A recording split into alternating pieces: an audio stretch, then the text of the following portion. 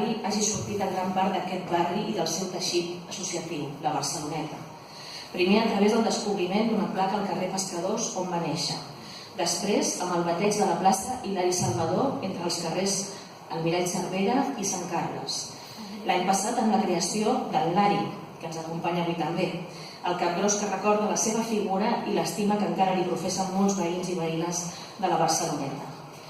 I per això, evidentment, des del govern de la ciutat hem volgut estar a l'alçada d'aquesta estima popular i hem volgut col·laborar humilment amb el nostre granet de sorra amb aquesta edició del llibre que d'alguna manera culmina aquest any d'Hilari Salvador. I sense més preàmbuls passo ja la paraula a Joan Manuel Tresserras, president de la Fundació Lila. Moltes gràcies.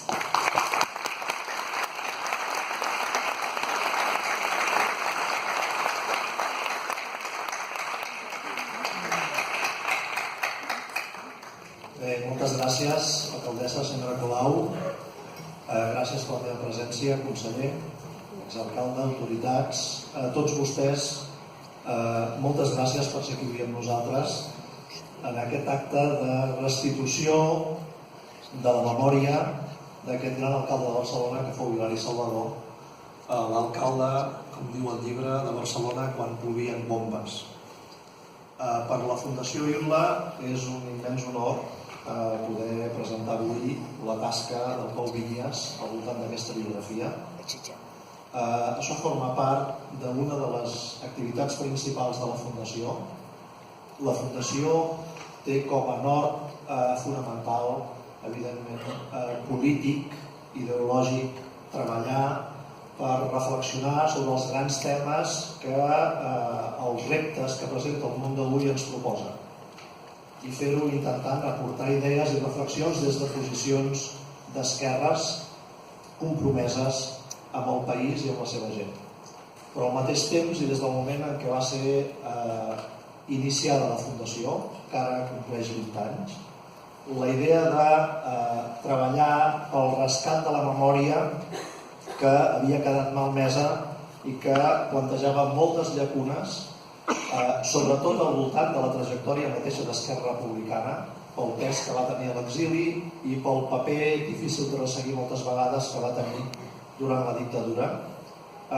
Aquesta era una tasca també urgent i fonamental, que contribueix a restablir la memòria de la història del partit, però també la memòria de la història del país, dels seus moviments populars i de la seva gent més compromesa.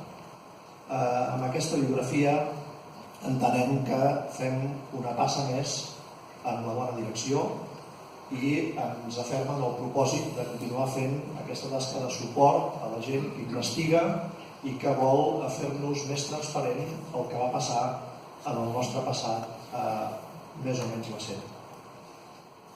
Aquesta és l'activitat fonamental de la Fundació, pensar el present, però també aquest rescat a la memòria del passat.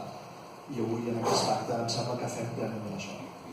Tot seguit, per continuar introduint el llibre de cara a vostès, té la paraula el senyor Alfred Bosch, que és president del grup municipal d'Esquerra Republicana de Catalunya a l'Ajuntament de Barcelona. Sí, gràcies Joan Manel. També gràcies a l'alcaldessa i felicitar l'alcaldessa i l'Ajuntament de Barcelona en ple per l'adhesió al Pacte Nacional pel Referèndum que s'ha produït justament ara fa molt poc. Hi ha coses que arriben al seu moment just i hi ha coses que triguen molt a arribar.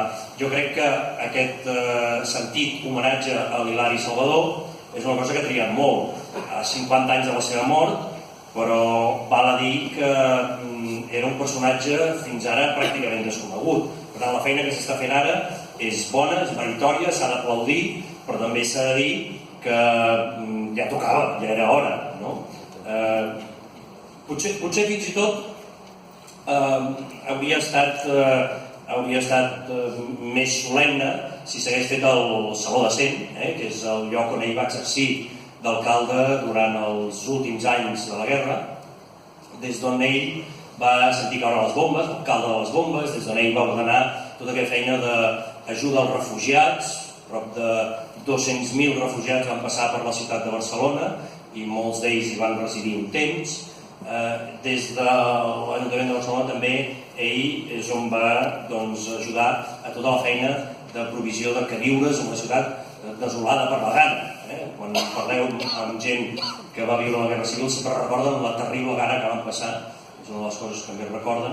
Però bé, també està bé que es faci un lloc de la memòria, perquè aquí, com que hem de tenir molt clar que la memòria forma part de la nostra personalitat passada, però també present, i que ens projecta el futur, doncs també està molt bé que recordem en un lloc de memòria a una persona que va significar tant, que va ser molt popular, va ser molt poc populista i gens popularitzat, sobretot després de la Guerra Civil.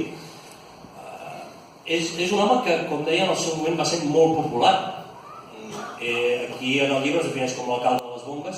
Bé, en aquells anys no paraven de caure bombes. Una d'elles va caure a Sant Felip Neri, a l'actual plaça de Sant Felip Neri, i a l'escola de Sant Felip Neri. No sé si recordeu aquelles imatges terribles de nens morts amb les etiquetes per procedir a la seva identificació.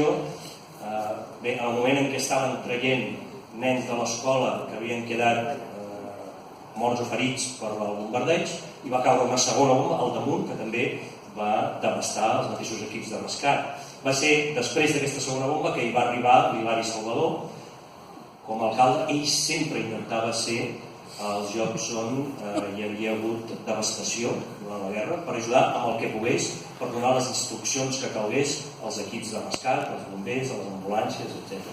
Per tant, era un home molt del poble, popular en el sentit que era molt reconegut, molt aplaudit, però també un home que venia del poble i que s'abocava al poble.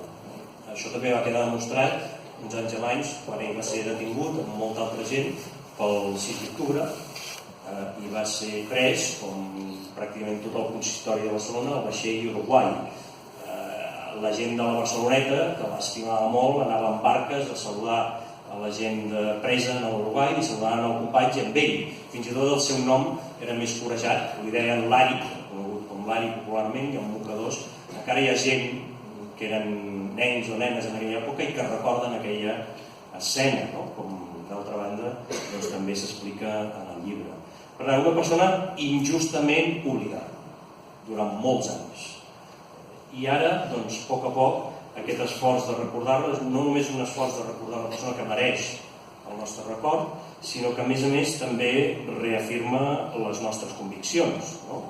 Era un home que segurament no va ser excessivament recordat perquè no formava part de les èlites intel·lectuals i, per tant, tots els llibres, tota la feina de recuperació dels anys republicans, doncs tampoc no va passar gaire per la figura de l'Hilari Salvador.